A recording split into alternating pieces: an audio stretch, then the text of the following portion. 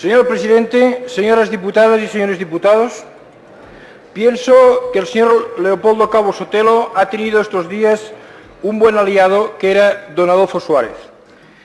Adolfo Suárez, mientras fue presidente del Gobierno, ni se levantaba ni respondía a nada.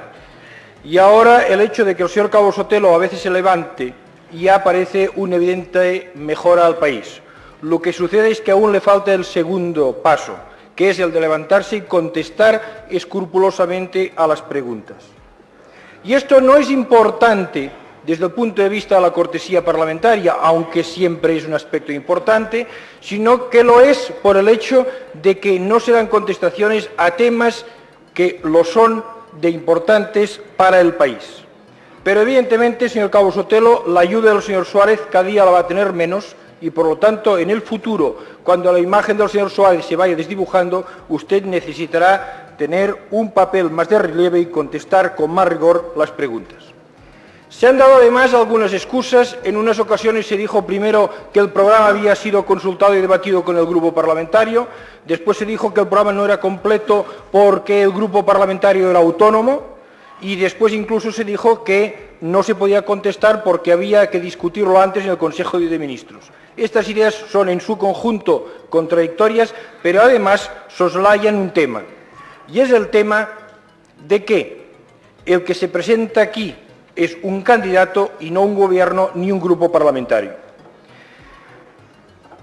Hay un autor argentino muy conocido por sus innovaciones literarias y en cambio conocido también por su carácter moderado en política, Borges, que dice en un cuento que se llama Pierre Menard, traductor del Quijote, que hubo un francés a principios de ese siglo que cogió el Quijote e intentó plagiarlo, pero el plagio le salió mal. Y entonces intentó hacer otra cosa, que es exactamente reproducir el Quijote en sus palabras, en sus comas, en sus puntos e incluso en los espacios. ¿Y qué le sucedió? Que el Quijote, leído por un hombre del siglo XX, cuando sabía que lo había escrito un hombre del siglo XX, tenía otro sentido. Yo podría hacer aquí del modesto Pierre Menard y volver a repetir algunas preguntas. Pero antes de hacerlo, en algunos casos querría decir que algunas preguntas se han contestado. Hice una referente a las instrucciones de los presupuestos municipales para 1981, que a mi entender se han retrasado para provocar un paro en los ayuntamientos que son socialistas. Lo que pasa es que en este caso se tiraba a los ayuntamientos socialistas, pero al mismo tiempo también se tiraba contra los ayuntamientos de UCD. Y estas instrucciones, que el jueves pasado no habían aparecido, casualmente hoy en el Boletín Oficial del Estado aparecen ya.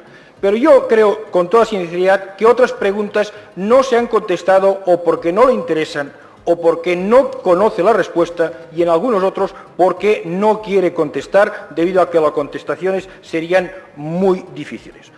Porque algunas preguntas son muy sencillas. En el caso de los agricultores, al margen de la literatura, de que la agricultura ha sido muy sufrida, etcétera, etcétera, la pregunta de si va a haber negociación global de precios antes de campaña, que es una norma de conducta habitual en la Comunidad Económica Europea, no se responde con un sí o con un no, aunque después se esconde en que nos vamos a tener que ajustarnos al modelo de la Comunidad Económica Europea, cuando este punto, que es reclamado por todas las asociaciones campesinas del país, no se contesta exactamente.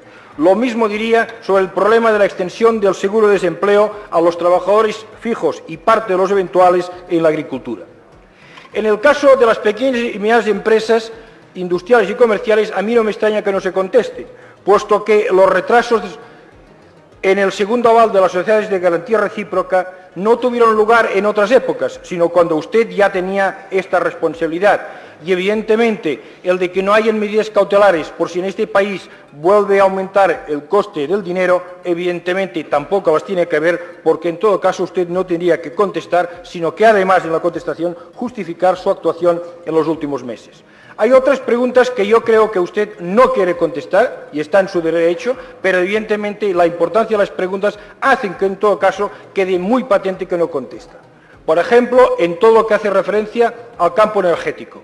¿Por qué tanta energía nuclear y no más gas y más carbón? Son preguntas que tienen seguramente la explicación fuera de esta sala.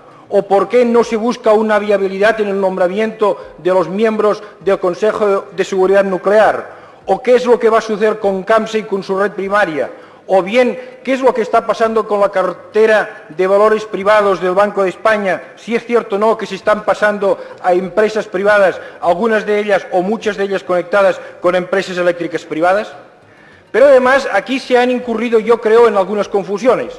Se le ha comparado a usted con el presidente norteamericano Reagan, diciendo que su programa es muy parecido. Lamentablemente tengo que decir que no.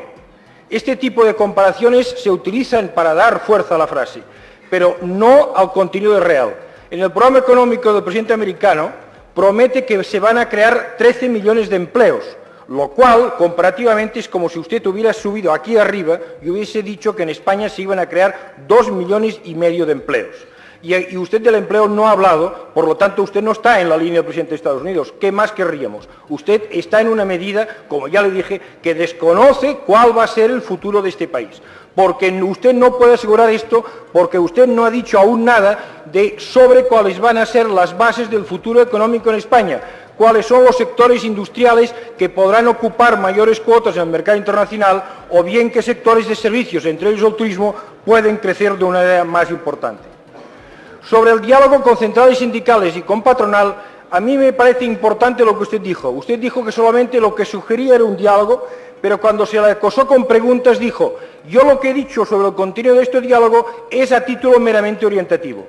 Pues si es a título meramente orientativo, fatal, fatal, porque de las 8 medidas que usted propone, 7 ya están en marcha. Por lo tanto, usted de su parte pone muy poco en este diálogo y por lo tanto tiene poco futuro. Y con respecto a la reconversión, lo mismo que le dije el otro día, que en el único caso que usted se concretó en el textil, solamente ha servido para retrasar el plan de reestructuración o reconversión textil y centrar en cambio la atención en un problema importante, pero que no es el problema central que tiene la industria textil. Con respecto a las otras leyes, no le voy a pedir ya más, porque usted está cansado, y yo le tengo que reconocer que también, de oír hablar qué hará usted con el divorcio, qué hará con la LAU, qué hará con el tema de las incompatibilidades, e incluso, supongo que a algún compañero mío le gustaría que le preguntara sobre el defensor del pueblo, pero sé que tampoco me va a contestar, por lo tanto, no le hago estas preguntas. En la intervención del señor Rodríguez Sagún, que fue una intervención que tenía más contenido, yo creo, que mereció por parte de la sala, yo creo que el señor Rodríguez Sagún dijo una cosa muy importante. Dijo una cosa muy importante que tiene valor para el señor Cabo Sotelo, que es lo siguiente. UCD en esta Cámara nunca pierde votaciones. Y me parece que contó 2.000 o 3.000, de las cuales solamente había perdido 8. Y entonces uno queda estupefacto. Dice, si perdiendo 8 votaciones cambian tanto de gobierno, imagínense si van a perder más. Y aquí está el tema fundamental, señor Cabo Sotelo, que UCD ni pierde ni gana, no porque pierde o gane votaciones, sino por otras causas, porque no se hace un problema ajustado a la realidad de este país, dando salidas a los problemas reales que tiene este país. Y entonces resulta que aunque aquí ganen, cada 3 o 4 meses pierden. Y entonces se expresa un programa aquí que parece que pueda ganar, pero a la hora de la verdad pierde. Y acabo con una brevísima reflexión. Cuando empezó la crisis de 1929, hubo un famoso presidente americano, Hoover, el cual dijo que nadie se preocupara, que la prosperidad estaba a la vuelta de la esquina y que el liberalismo lo iba a arreglar todo. Pasaron un cuanto tiempo y se vio que esto no era posible, que este tipo de liberalismo salvaje, de salida salvaje a la crisis, no es una salida y vinieron otros tiempos en algunos países muy favorables.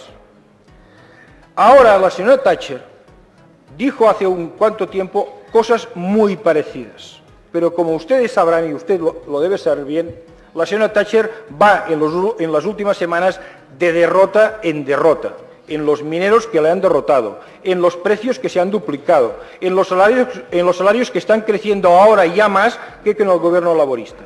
Y esta me parece que es una reflexión que hay que tener en cuenta, que estos programas no es que sean mejores o peores, sino que yo creo que la ideología tan extremadamente liberal desde el punto de vista económico, está llevando a unos programas que les van a separar de la realidad, con lo cual sus derrotas no vendrán de los votos, las derrotas vendrán como las derrotas anteriores, porque los hechos se impondrán, ustedes no podrán solventar los problemas de este país y poco a poco, insensiblemente y ayudados por fuerzas externas de esta Cámara, tendrán que volver a entrar en crisis y esta Cámara tiene que intentar entonces encontrar de una vez ya una solución progresista que nos pueda llevar hasta 1983. Muchas gracias.